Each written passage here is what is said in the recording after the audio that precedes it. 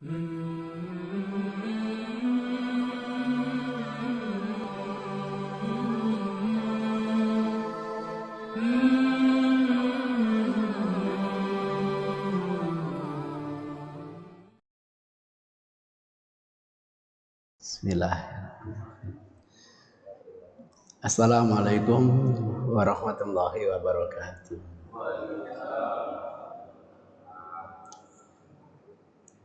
Innal hamdalillah nahmaduhu wa nasta'inuhu wa nastaghfiruh wa na'udzu billahi min syururi anfusina wa min sayyiati a'malina. May yahdihillahu fala mudhillalah wa may yudlil fala hadiyalah. Wa nusalli wa nusallim ala hadzal nabiyil karim sayyidil anbiya'i wal mursalin wa ala alihi wa sahabatihi wa man ihtada bihadihi ila yaumiddin, amma ba'du. Saya diminta untuk mendiskusikan hadis tasyri'iyah dan hadis non tasyri'iyah atau hadis ghairi tasyri'iyah. Yang dimaksud hadis tasyri'iyah itu hadis yang berdampak syariat, sehingga nilai hadis ini universal, personality, bukan hanya untuk komunitas bangsa Arab, tapi juga untuk seluruh umat Islam. Tidak berlaku hanya pada zaman Rasul, tapi berlaku ila yaumil qiyamah. Ya, sama dengan sholat itu. Hadis tentang sholat ini masuk tasyri'iyah. Bukan hanya bangsa Arab yang sholat, bangsa Indonesia pun ikut syariat Rasulullah Sallallahu Alaihi Wasallam yang mengikat untuk setiap individu.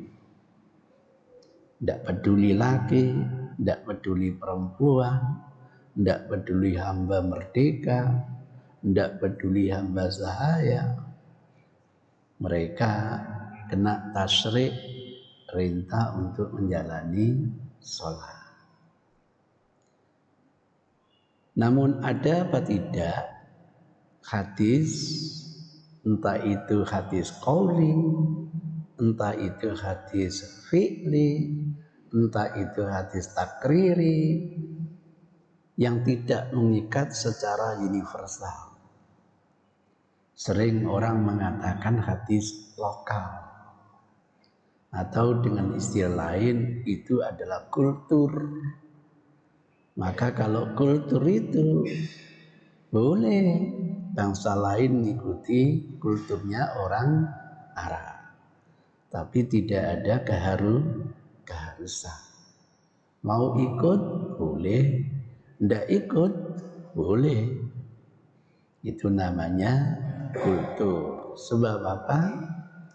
Kultur di suatu wilayah itu dianggap baik, belum tentu loh baik di wilayah yang lain. Belum tentu. Pengalaman saya dinas di Saudi Arabia, ketemu rektor, itu selalu dahi saya ini dikecup gitu. Itu kultur memang wujud dikecup keningnya oleh Rasul. Masya Allah. Sampai orang tuanya sendiri komentar, saya tidak lebih mencintai anak saya sendiri ketimbang panjenengan ya Rasul. Sampai gitu. Jadi itu kultur bagaimana sayang kepada bawah. Saya kalau ketemu guru saya, walaupun sudah lama tidak pernah ketemu, Syekh Ali bin Abdurrahman Al-Hudayfi, dikecup yang namanya dahi ini. Masya Allah. Ada perasaan dekat dengan guru, disayang oleh guru. Andaikan kultur ini saya praktekkan kepada mahasiswa saya di shooting, waduh, Ustaz Zainuddin ternyata homosek ternyata. Lain, Pak. Beda. Pengalaman di Saudi, yang namanya dosen pegang-pegang kepala, wah itu sudah biasa. Biasa gitu. Tanda sayang, tanda dekat itu biasa. Sehingga saya pernah terbawa ngajar, kepalanya dosen itu, kepalanya mahasiswa saya pegang, mediantem biasanya gitu. Jadi lain kultur suatu wilayah dengan wilayah yang lain, sehingga tidak harus mengikuti. Maka kalau ada seorang tokoh, putri ditanya, putri panjenengan kok nggak pakai jilbab? Lah kok jawabannya, alah kok jilbab itu kultur, misalnya gitu. Ya ndak usah nyalakan, karena mungkin jilbab itu layak bagus di Arab, belum tentu bagus di Indonesia, misalnya begitu. Tapi yang memandang jilbab itu syariah, mengikat setiap wanita. Tidak peduli itu wanita Indonesia, Malaysia, itu berlaku secara universal. Itu bedanya antara hadis tasri'iyah dan hadis non tasri'iyah. Ini namanya kacamata. Hadisnya sama, kacamatanya beda. Pasti nanti endingnya beda. Pasti sudah. Maka kalau diskusi, kalau kacamatanya beda, ya tidak akan ketemu. Sehingga kalau saya diskusi dengan siapapun, dicocokkan dulu kacamatanya. Gitu. Anda mau memahami apa? Tekstual apa kontekstual? Tekstual. Kalau gitu saya harus menggunakan tekstual. Gitu. Jangan teman diskusi pakai tekstual, kita pakai kontekstual, yang nggak bakal ketemu deh. Itu caranya. Kalau teman diskusi saya menggunakan kontekstual, maka harus diimbangi gunakan kontekstual. Mudah-mudahan nanti bisa ketemu. Sama, ini memahami hadis, masuk ranahnya adalah tasri'iyah. Lah teman diskusinya non tasri'iyah, pasti hasilnya beda gitu. Nah, pengalaman belajar hadis di Saudi itu seluruh hadis tasri'iyah. Tidak ada yang tidak tasri'iyah, itu masalahnya. Yang lain enggak. Nanti dipilah dulu, ini ranah tasri'iyah atau non tasri'iyah. Loh, karena kacamatanya beda, hasilnya juga apa? Beda. Itu namanya ijtihad. Upaya memahami kehendak Allah, upaya memahami kehendak Rasul. Maka kita boleh hasil ijtihad saya mudah-mudahan benar, boleh. Harus gitu. Berangkat dari yakin benar diamalkan. Yang tidak boleh hasil ijtihad saya paling benar. Ini tidak boleh. Ini namanya kesombongan intelektual. Seakan-akan ijtihad orang lain salah semua. Ini yang tidak boleh. Kenapa? Orang kalau sudah ijtihad walaupun keliru tidak boleh disalahkan. Diajeni oleh Rasul tetap dapat satu pahala. Kalau benar malah dapat dua pahala. Kita tidak punya otoritas menyalahkan. Ya Allah, mudah-mudahan selama jadi mubalik itu tidak cepat nyalakan orang lain. Boleh jadi orang yang kita salahkan lebih baik daripada orang yang menyalahkan. Itu pesan Al-Quran begitu. Enak, muncul toleran, muncul tafahum, uhwah terjalin, enak. Nah, kalau saling menyalahkan, musuhnya akeh. Itu ceritanya. Saya kasih contoh. Di Saudi Arabia itu ikut latihan mubaliknya itu semua hadis tasriyah. Tidak ada hadis yang non tasriyah. Payungnya apa? Karena firman Allah, Rasul itu adalah uswatun hasanah. Gitu.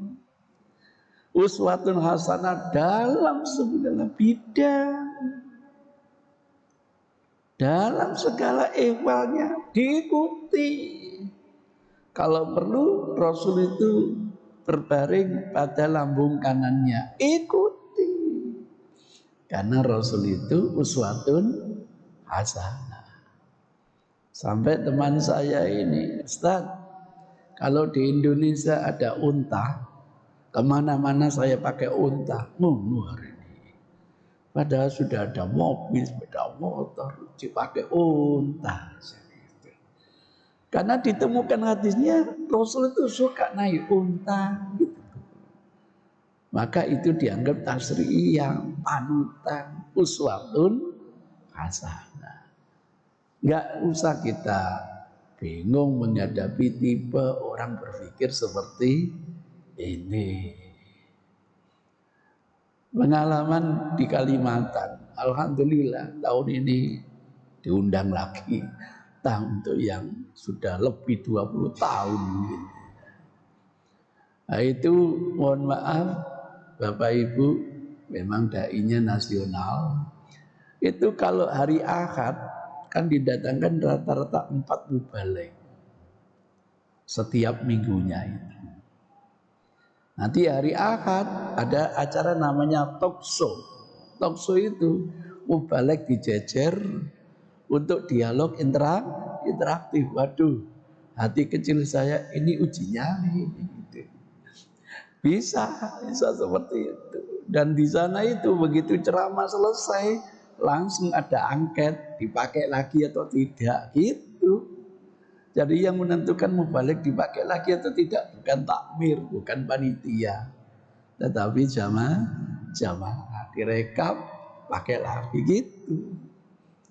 Nah pas talkshow ini, masya Allah, ada teman mubalik ini bawa gamis. Nah sambil pegang gamisnya itu sampai apa saya ngomongnya. Orang ngikuti bergamis kayak Rasul malu. Tapi menggunakan pakaian ala Yahudi yang mahal-mahal tidak malu. Ditanya pakaian apa itu, pakai jas, itu tidak merasa malu di hadapan publik itu. Di hadapan publik. Ya kali itu tahun depan dicoret namanya. Habis talkshow selesai, saya ajak diskusi dengan teman-teman mubalik, kumpul ayo diskusi. Sampai tadi ngomong gini, itu sadar apa enggak? Apa salahnya? Mesti ngotot. Heran saya. Jadi nggak pernah mengakui kesalahan gitu. Selalu merasa dirinya yang paling benar. Heran saya. Oh iya, tanya iya ta. Di mana lo? Itulah yang santun begitu. Anda tahu, yang Anda katakan bahkan Yahudi itu malah direktur itu, yang hadir itu. Itu sebelum dicopot Pak, malamnya diskusi. Saya tahu kok dasar hukumnya. Nah, ini saya tidak bisa tampil, mau saya demokan gitu. Anggap Bapak Ibu bisa melihat anu saya ya, monitor saya gitu ya. Insya Allah dengan ainul haq. Apa ainul hamid. Iya. Itu. Saya kata kuncinya ahabus siyam ila rasul huwal gamis atau al gamis. Gamis, komisun. Kelihatan ya Bu ya? Insya Allah kelihatan. Saya ambil misalnya dari tipologi kumpulan hadis sunan misalnya. Klik. Searching pencarian. Klik. Nah, ketemu. Jadi saya carikan teks yang gampang dipahami.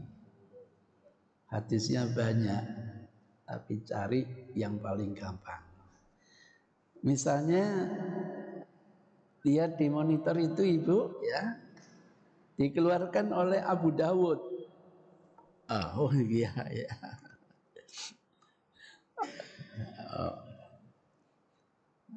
Saya ulangi dari awal apa? Ya, saya ulangi, saya tutup. Saya cari kata kuncinya Al-Qamis, masih ada tulisannya. Atau saya delete dulu. Saya tulis lagi kata kuncinya Al-Qamis. Saya tentukan tipologi sunan aja. Atau jawami ikut, tidak apa-apa. Ini kalau pelatihan hadis harus saya jelaskan dulu tipologi kodifikasi hadis itu. Sehingga nanti kalau kita ditanya, Ustaz, saya pernah baca warna ketiaknya Rasul itu putih. Oh, ada di referensi Syama'il. Harus menguasai dulu. Kalau enggak gitu mencari seluruhnya berjam-jam enggak mari-mari. Bayangkan satu kode bisa sampai 10.000. Waduh, golek 10.000 gak mari-mari. Jadi dicari yang spesifik. Tipologinya dijelaskan dulu. Oke, searching. Klik. Nah, seluruh kata gamis keluar semua. Nah, saya carikan redaksi yang paling sederhana. Oke, teman-teman. Nah, misalnya, ini redaksi yang paling sederhana. Oh, Masya Allah, teman-teman. Saya copy biar nanti ibu-ibu yang di belakang bisa membaca. Saya copy, Ctrl copy. Sudah saya siapkan Word di sini. Saya paste. Saya besarkan, misalnya pakai berapa? Nah, sekian, kurang besar, cukup. Dikeluarkan Abu Dawud nomor urutnya 4025. Alhamdulillah. Sekarang rata-rata referensi hadis sudah dikasih penomoran. Dulu belum ada penomoran, terpaksa jilid sekian, halaman sekian. Dulu gitu. Sekarang kayak Al-Quran sudah. Nah itu. Qala haddatsana Ibrahim ibn Musa. Qala haddatsana Al-Fadl ibn Musa. An Abdul Mu'min ibn Khalid Al-Hanafi. An Abdullah ibn Buraidah. An Ummi Salamah. Nah ini sumbernya. Ini sahabatnya radhiyallahu taala anha. Ummi Salamah sini adalah salah seorang istrinya Rasul. Dulu suaminya namanya Abu Salamah. Istrinya dipanggil Ummi Salamah. Salah seorang istrinya Rasul itu qolat, berkata. Nah, yang dibicarakan Rasul itu namanya hadis fi'li. Respon sahabat, cerita sahabat terhadap unggah-ungguh Rasul. Ini masuk kategori hadis fi'li. Kalau qala Rasul berarti hadis qauli. Qala Rasul, qala ta'ala. Berarti hadis qudsi ya. Istilah ulama itu bukan dari Rasul, bukan. Rasul tidak pernah ikut hadis qudsi, tidak. Itu istilah ulama karena Rasul ketika bersabda menyandarkan kepada zat yang maha kudus, yakni Allah Subhanahu wa ta'ala. Diistilahkan hadis qudsi. Alhamdulillah yang beredar, yang dicetak paling 300-an maksimal.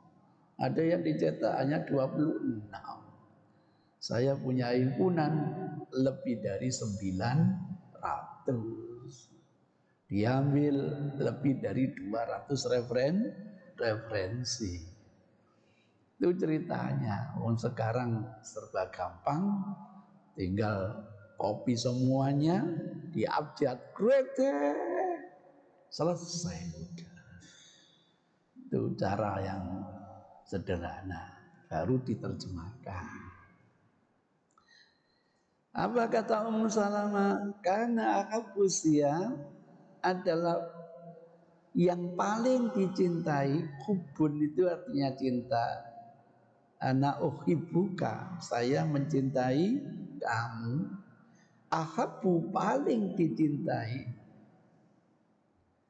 Asyam pakaian dari kata saubun, jamaknya nanti siam. Jadi pakaian-pakaian yang paling dicintai ila Rasulillah, oleh Rasulullah, al-qamis. Ya, bahasa aslinya al-qamis. Orang Mesir nggak bisa ngomong kok, diganti ga. Maka muncul istilah apa? Gamis gitu. Sama dengan sebagian orang Madura tidak bisa ngomong wah, diganti be. Saya ke waru beru. Saya tulis waru beru. Memang gak iso ngomong wah. Sawah sabe gitu. Iya. Kalau bekecot ya apa ya? Itu aja. Maka pinternya orang bahasa Arab kalau nggak biasa native speak dengan orang Arab, bingung juga. Apalagi ngobrol dengan orang Mesir. Wanili suwaya wanili boy. Wahud min ainaya. Itu kalau nggak biasa kita native speak dengan orang Mesir, error, nggak paham. Maka dibutuhkan kebiasaan ngobrol dengan orang Arab gitu. Saya bahasa Inggris nilainya 100, tapi komunikasi dengan orang Kanada lolo. Nggak terbiasa komunikasi dengan orang Barat, tapi paham ngomong gak cetok gitu. Itu ceritanya. Nah ini hadisnya sahih, alhamdulillah. Masya Allah, nanti untuk Musnad Ahmad ditangani Syekh Arnaud, untuk Muwatta Malik ditangani oleh yang namanya dosen saya A'dhomi gitu. Jadi teman-teman Wokratis itu bagi-bagi tenaga gitu. Dari ini oleh Syekh Adil Azim kalau nggak salah gitu. Jadi tenaga dibagi-bagi. Permasalahan setuju nggak setuju nggak apa-apa. Kalau ada yang nggak setuju silakan dikoreksi. Wong namanya karya manusia. Orang khilaf, orang salah itu manusiawi. Tapi setidaknya dari para pakar kita ketahui dasar tentang sahih. Kok diteliti lagi nggak sahih, nggak apa-apa. Mungkin syekhnya khilaf, tapi harus ilmiah. Jangan karena a priori kemudian kita tolak, nggak boleh. Tidak boleh, kita manfaatkan. karya-karya itu. Bayangkan disertasi menyelesaikan 3 hadis sak semester gak mari-mari. Itu hanya 3 hadis. Itu ceritanya. Nah, kesimpulannya hadisnya sahih. Sementara lah. Biar tahu kira-kira hadis ini dikeluarkan oleh siapa saja. Ini mestinya nggak boleh saya demokan, apalagi di hadapan mahasiswa. Waduh, bikin skripsi 1 hari selesai itu nanti. Nah, ini karena tidak ada mahasiswa, mumpung tidak ada mahasiswa, tak demokan gitu. Ini hadisnya, oke, siapa saja yang mengeluarkan, sudah ada medianya sini, klik, mencari sendiri sistemnya. Mudah-mudahan ada yang mengeluarkan lain. Kalau tidak ada, berarti tidak muncul. Oh, tidak muncul. Kalau gitu tidak ada yang lain. Itu namanya Zawaid Abi Dawud. Spesialnya Abu Dawud punya hadis tidak diikuti oleh Bukhari, Muslim, Abu Dawud, Nasai, Tirmidzi, Hakim, Baihaqi, Daruqutni. Alhamdulillah nggak ketemu, makanya blank di sini. Goleki gak ketemu, tapi tidak apa-apa. Yang penting hadisnya sahih. Saya kembali sini. Nah, setelah hadisnya sahih, kalau belajar hadis di Arab yang akhirnya dibawa ke Indonesia, sekecil apapun harus ikut Rasul, gitu loh. Nah, gitu. Dengan slogan Ihya'u Sunnah, menghidupkan sunnah. Sehingga nanti kalau melihat temannya tidak pakai gamis, mulai disindir, ndak nyunah gitu. Ndak nyunah itu bisa berarti apa? Nggak ngerti sunnah, bisa berarti ndak ngikuti sunnah. Sampai perhatikan pakaian saya, bergamis atau tidak? Ndak toh? Karena enggak, teman yang belajar di Timur Tengah itu sering katakan saya ini enggak nyunah gitu loh. Saya enggak ngikuti sunnah atau enggak ngerti sunnah padahal roh hadisnya gitu loh. Itu ceritanya. Oh, berarti teman ini memahami hadis, semua hadis adalah tasri, iya. Hormati gitu. Ada kasus, ini sebenarnya orangnya mu'alaf, ikut ngaji sama saya, Masya Allah. Pertanyaannya itu, waduh, banyak sekali. Saya senang kalau ngaji ditanya, senang. Kenapa? Tahu kebutuhan. Daripada ngomong tapi nggak sesuai dengan apa?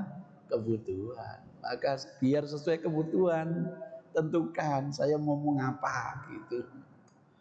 Saya lebih suka begitu. Khutbah Jumat itu bingung saya. Sudah adzan cek mikir-mikir dikasih opo kira-kira. Apalagi masjidnya tidak punya jurnal. Nanti saya kasih biar kok sedikit nomornya dibaleni mana gitu. Kalau ada jurnal biasanya saya lihat, oh kemarin nyampaikan ini, sebisanya jangan diulang lagi begitu. Karena tidak ada jurnal kiro-kiro gitu. Belum tentu sesuai dengan kebutuhan masyarakat. Lalu akhirnya jamaah yang satu ini tidak ikut ngaji lagi sama saya. Ya pantas dong, saya tanya, mana teman yang suka tanya ini kok gak nongol-nongol gitu. Muncul jawaban dari ketua suku, karena pengajiannya dari rumah ke rumah gitu. Ustaz, sekarang ndak ikut ngaji sama kita, ngaji teman yang lain. Oh, ndak apa-apa. Ngaji itu di mana saja, Bu? Boleh, ndak apa-apa. Bukan begitu masalahnya, Ustaz. Apa masalahnya? Ndak ngaji sama sampean itu Karena ilmu sampean dianggap nggak pokro, loh. Jadi nggak ikut ngaji karena dianggap ilmu saya ndak pokro. Nah, ya, tahu rumahnya saya, tahu nomor kontaknya, ya saya kontak langsung. Pingin ketemu silaturahim saya, monggo Ustaz. Habis maghrib atau habis isya? Habis isya saja, biar waktunya leluasa. Nanti habis maghrib keburu adzan ditinggal. Malam ini Ustaz, iya.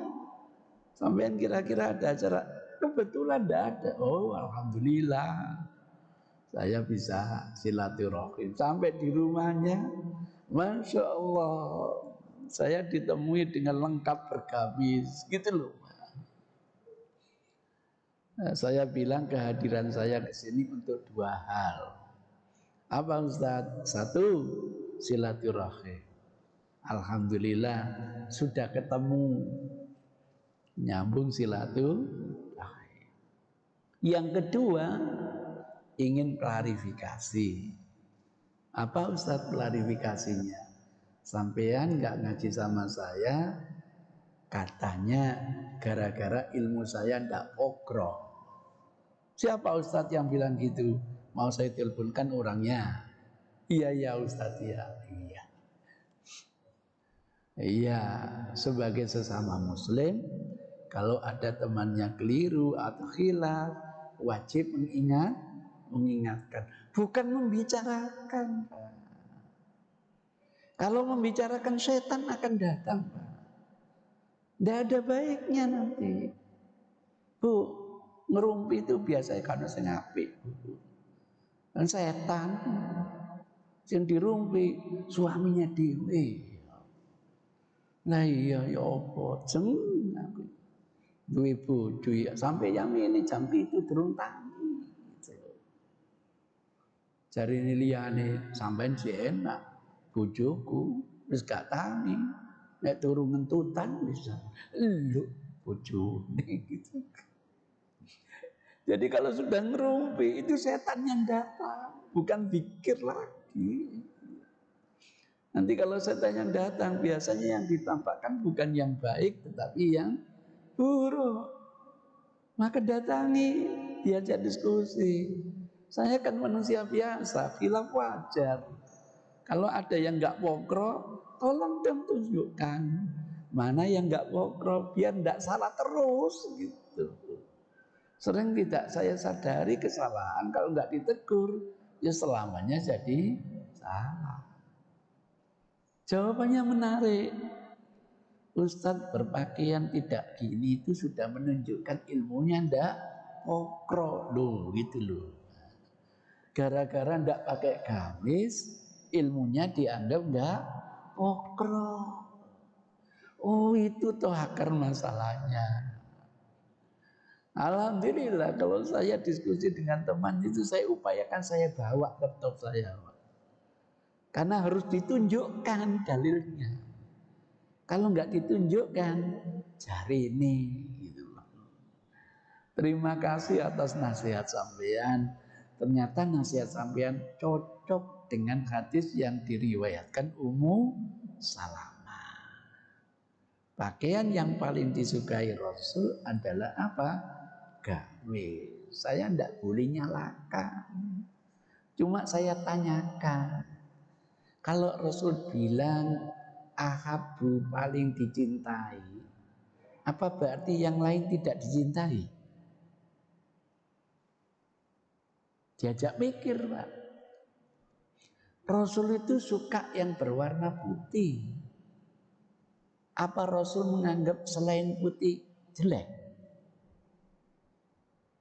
Diajak mikir, Pak. Paling disukai itu adalah gamis. Andaikan selain gamis, apa ndak boleh? Nah, itu. Boleh toh? Saya ndak pakai gamis.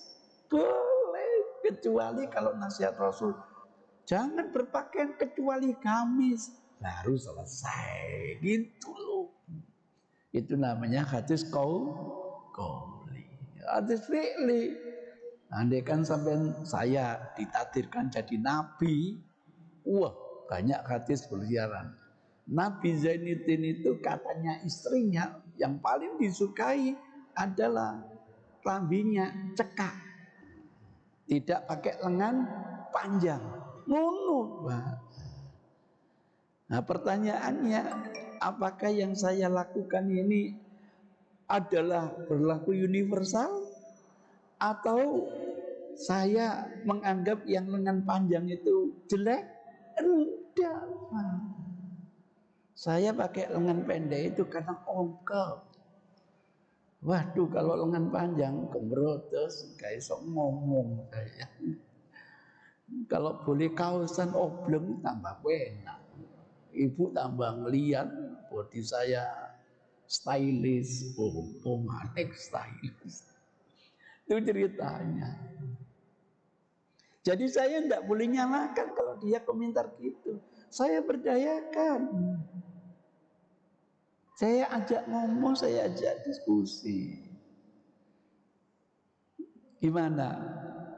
Iya ya Rasul. Berarti kan boleh pakaian apapun. Cuma yang disukai Rasul paling sukai adalah apa? Gamis gitu. Berarti selain gamis boleh. Berbeda kalau Rasul yang Daud tadi itu, jangan kalian berpakaian kecuali gamis. Sami'na wa ta'na gitu. Baru paham. Iya ya. Nah iya. Jadi jangan menyalahkan orang yang tidak pakai apa? Gamis. Sekarang saya kembangkan lagi. Hadisnya sahih. Saya anggap sampean itu semua hadis tasriyah harus diikuti, menghidupkan sunnah. Bagus. Pertanyaan saya, apa gamisnya Rasul seperti yang sampean gunakan itu? Diajak mikir, Pak. Ustadz kok tanya gitu? Ya saya jawab, kalau kita hidup zaman Rasul, kira-kira dombola itu koyo opo?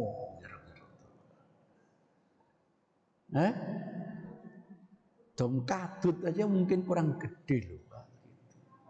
Untuk dodomi yang namanya Ka'bah, Iswa itu.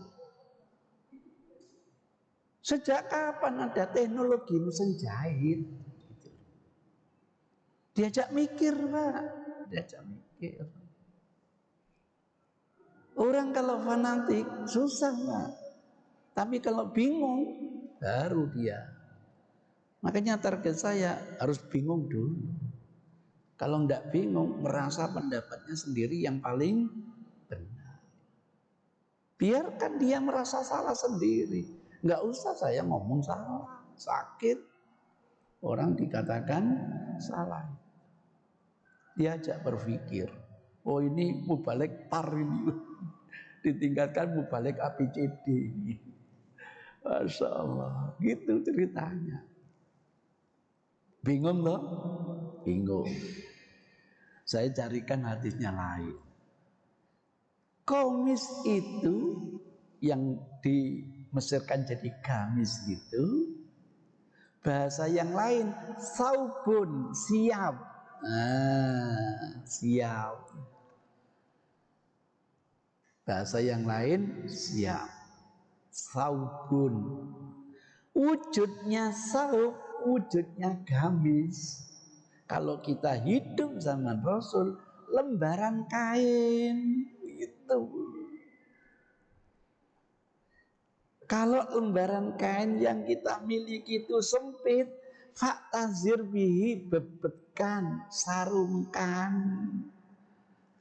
Sehingga mohon maaf ibu-ibu, aurat laki-laki waktu sholat itu ijma ulama pusar sampai lutut.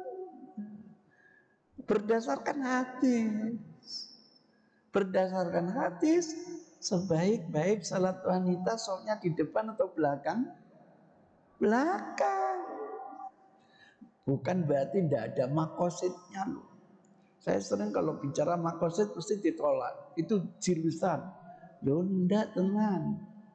Kita ini belajar syariat, ada hikmah tasri untuk mempertajam syariat. Ibu kalau bermakmum dengan saya pakai sarung cekak, ibu di belakang. Kira-kira bisa khusyuk enggak ini? Bisa khusyuk enggak kira-kira? Boleh dipraktekkan sama bapaknya anak-anak. Bapaknya anak-anak pakai sarung cekak, syaratnya enggak boleh pakai celana dalam. Karena enggak ada hadisnya. Gitu. Cuman golei hadis celana dalam. Kau no. Maka kalau ada di antara bapak yang pakai celana dalam, bid'ah itu. Bid'ah maneh. Rokok maneh. Alasannya tidak ada tuntunan dari Rasul. Repot. Bapaknya anak-anak tidak pakai celana dalam, kemudian sarungnya cekak, suruh jadi imam di depan. Kira-kira kelihatan tidak gandil-gandilnya? Wah, timbangannya ketok ngono, mendingan di belakang. Itu makosid, bisa dinalar kok. Sampai praktekkan. Nanti kalau nggak kelihatan Bu, lapor ke saya Bu. Nggak kelihatan Ustaz, saya akan tanya, bapaknya orang Arab atau tidak? Bukan, ya pantes. Ini kan cerita di Arab. Itu ceritanya begitu. Itu gamis. Fa'ayuna lahu saubani. Siapa di antara kami sahabat yang punya 2 lembar kain? Kita hidup zaman Rasul, masing-masing punya 1 lembar. Kalau bukan haji saja, Rasul wanti-wanti kalau bisa haji itu 2 lembar. Kalau bisa, kalau nggak bisa enggak apa-apa 1 lembar. 2 lembar itu untuk apa ya Rasul? 1 untuk sarung, yang kedua untuk selendang. Itu gamis paling resmi ketika kita hidup bersama Rasul. Maka kalau ini dianggap tasriyah, sudahlah teman, beli kain ihram, kemudian pakai dasi, pakai celana, ngantor. Gitu. Kalau perlu bawa selendang kayak ihraman. Wes nanti kalau ada yang nyindir sampai boleh ngomong dasar ndak pernah ngaji. Ya podo sombongin rokok. Podo sombongin tempatnya di neraka. Jadi hadisnya sahih. Anda masih harus memahami apa yang dimaksud dengan gamis. Mus'ab bin Umair itu Masya Allah delegasi pertama. Ya Allah jihad hanya 1 gamis miliknya, sempit lagi. Wafat di Uhud, perang Uhud bersama Hamzah. Nanti kalau sampai ziarah ke makam Uhud ada 2 cagak. Nah itu 1 simbolnya miliknya Hamzah, yang kedua Mus'ab bin Umair, delegasi pertama keluar Makkah Madinah mencari tahu kondisi Madinah layak enggak untuk dijadikan tempat hijrah. Disurvei. Wafat perang Uhud ternyata enggak punya kain kafan kecuali selembar gamis, sempit lagi. Kalau dipakai menutup kakinya, kepalanya kelihatan. Hadis loh ini. Kalau dipakai menutup kepala, kakinya kelihatan. Hadis itu. Solusi Rasul, kalau gitu tutupkan bagian atasnya kepalanya. Lah kakinya ya Rasul, kasih pelepah kurung. Hadis itu. Ada sahabat ini menghadap Rasul, ya Rasul saya ingin kawin. Punya mahar kamu? Punya ya Rasul. Apa maharmu? Selembar kain. Ya enggak mungkin lah, itu kamu belah 2. Kamu enggak bisa memanfaatkan, istrimu juga enggak bisa manfaat. Cari mahar yang lain begitu. Itu jadi bukan berita hoax. Siapa di antara kami dulu yang punya 2 lembar kain. Pertanyaan dari sahabat kepada Rasul, ya Rasul boleh ya Rasul sholat dengan satu gamis, satu lembar kain. Apa jawaban Rasul? Memang kalian punya lebih dari satu. Gitu loh. Diplomasinya Rasul hebat, cerdas, fatona gitu. Itu ceritanya. Sehingga dicarikan hadis lain. Kalau ente tahu gamisnya Rasul, Rasul itu kalau berdoa angkat tangan, kelihatan putih ketiaknya. Nah, sampean pakai lengan panjang, sampean angkat setinggi-tinggi, kelihatan ketiaknya? Enggak loh. Berarti itu bukan gamisnya Rasul, bro. Gitu. Jadi Anda aja menganggap itu benar padahal keliru. Jangankan lengan panjang, lengan pendek seperti yang saya gunakan. Saya doa angkat tangan. Kelihatan ketiak saya? Bu, kelihatan? Enggak toh. Berarti ini bukan gamisnya Rasul. Saya ulangi lagi. Rabbana hablana. Kelihatan? Ketiak saya kelihatan? Enggak. Yang bilang enggak itu kasihan. Ilmunya belum makrifat. Ono Kalau ilmu panjenengan makrifat, ketahuan ketiak saya kayak ketiaknya Rasul, putih. Bedanya sedikit, Rasul putih memplak, ini putih mangkak, itu aja. Dari mana tahu? Itu wujud gamisnya Rasul. Lah kalau ketiaknya kelihatan, namanya gamisnya Rasul apa? You can see. You can see. Akhirnya kelihatan ketiak. Masya Allah, Rasul kalau sujud yujawi anjambai, dimekrokkan tangannya sehingga kelihatan putih ketiaknya. Hadis itu. Waktu pakai gamis kelihatan ketiaknya. Itu baru gamisnya Rasul. Bingung, tambah bingung. Iya ya Ustaz. Iya. Nah, setelah itu dikirim. Apa mungkin dimasukkan tasriyah? Nggak mungkin. Ini termasuk hadis non tasriyah. Tasriyahnya apa? Yang penting menutup aurat. Menutup aurat dengan apa? Tergantung kulturnya. Yang laki-laki pakai sarung, boleh atau tidak? Boleh. Pakai celana, boleh. Di Malaysia sudah pakai celana di sarungan mana? Boleh. Itu bukan urusan Rasul. Urusan Rasul yang penting menutup aurat. Ternyata bukan hanya di Malaysia, di Jawa Barat gitu juga. Sudah pakai sarung, masih pakai celana masih ditambahi sarung. Bukan urusan Rasul. Itu kalau gitu bukan tasriyah, non tasriyah. Ini harus pinter, hadisnya sudah sahih, memahaminya harus hati-hati. Sebagai bandingan, saya tunjukkan hadis lain. Ahabbu ta'am, kata Anas, cerita. Ahabbu ta'am ila Rasul wal bittih. Makanan yang paling disukai Rasul adalah biti. Biti itu ada yang terjemahkan semangka, ada yang dinamakan labu. Pertanyaannya, boleh enggak misalnya makan hambleger? Boleh enggak? Boleh enggak makan bandeng? Boleh enggak makan udang? Boleh tak? Boleh. Jangan dianggap ini hadis tasriyah, tiap hari makan labu aja. Oh enggak ganti-ganti. Ihya sunnah, menghidupkan sunnah. Ya muka-muka enggak belenger. Zaman Rasul belum ada Albek. Kalau di Indonesia mungkin kayak KFC gitu ya Pak.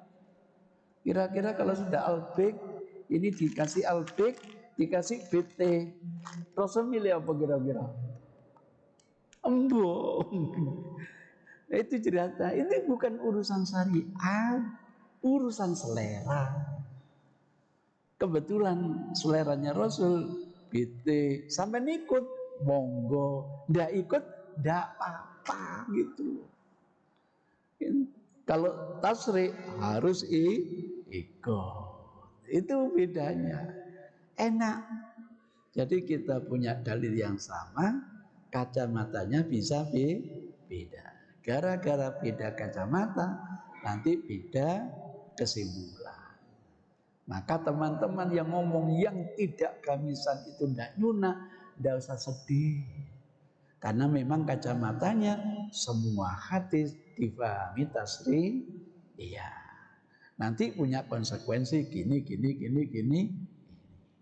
Kok teman saya tidak pakai gamis, tidak boleh ngejek, nggak nyunah, nggak boleh. Karena memahami hadis itu bukan tasri, iya. Yang penting menutup Allah. Untuk pertimbangan terakhir, saya kaget. Sampean kok pakai gini?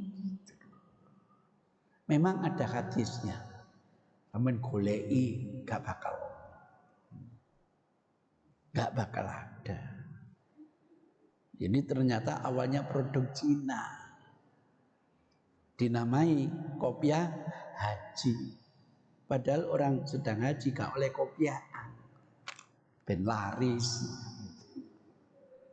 Cina bisnis memangnya. Masya Allah. Yang ada imamah, surban. Ikuti Yai Haji Hasyim Asy'ari. Selalu pakai apa? Surban, ihya'u sunnah. Ikuti Yai Haji Ahmad Dahlan. Kemana-mana selalu pakai surban. Ikuti Kiai Haji Diponegoro. Kemana-mana selalu pakai surban. Nggak usah pakai helm. Iya, lebih selamat pakai surban. Empuk lagi. Itu ceritanya. Kira-kira tasriyah atau bukan tasriyah? Nah kalau tasriyah bukan berlaku zaman Rasul sampai sekarang. Kalau ghairu tasriyah, yang penting penutup kepala. Mau pakai ini boleh, ketu hitam boleh, nggak ada mas. Alah, itu ceritanya. Jadi ternyata sampean nggak nyunah juga orang. Jadi nuduh orang nggak nyunah, dia sendiri tidak nyunah. Itu namanya senjata makan Tuhan. Enak. Kalau kita mau diskusi, apa yang kita anggap benar belum tentu benar. Bisa salah. Doa kita, Allahumma arinal haqqa haqqo. Ya Allah, mudah-mudahan yang benar itu benar adanya. Sering kita anggap benar masih keliru. Mohon maaf, kurang lebih mohon maaf. Billahi hidayah taufik. Assalamualaikum warahmatullahi wabarakatuh.